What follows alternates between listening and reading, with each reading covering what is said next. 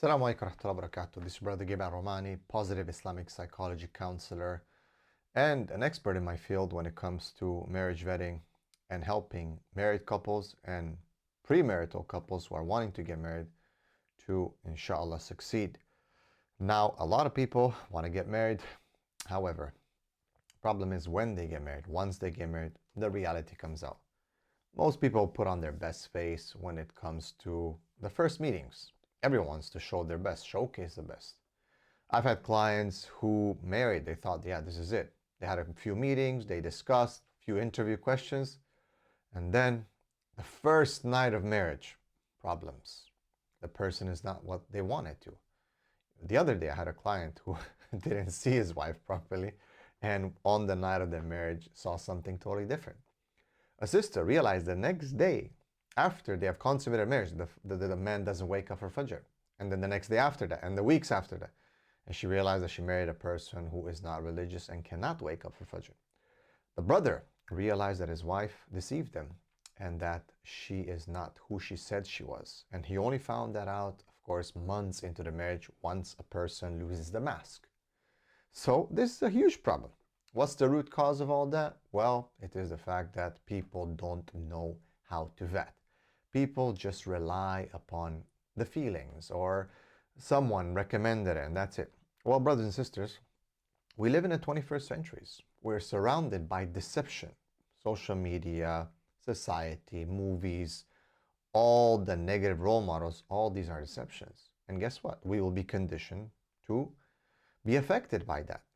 So this is one of the main problems that a lot of people have no clue how to vet. They don't know what questions. Well, they just do interviews, a bunch of things. Hey, what do you think? What do you expect from life? And that's it. Well, that's not how it's done. You have to have a very, very solid vetting process. And the alternatives, so you don't make that mistake. You don't invest so much time and money into your marriage and then you wake up and say, oops, who did I marry? Who is this person? This is someone totally different, 180 degrees. Okay, now I'm thinking about divorce. Now I'm thinking about expensive lawyer fees. Now I'm thinking about heartbreak. Now I'm thinking about my family being disappointed. What is going on? There's alternatives. You have to have a solid booking, a solid way of vetting, contextual. You have to go in context. You have to have something that is different than what you think works today.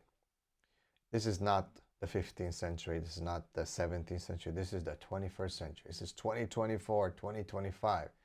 You need to understand what you are dealing with. So let me help you, inshallah, with my marriage vetting masterclass, this perfect vetting process that inshallah, of course, everything is in the hands of Allah, but in itself, it's solid.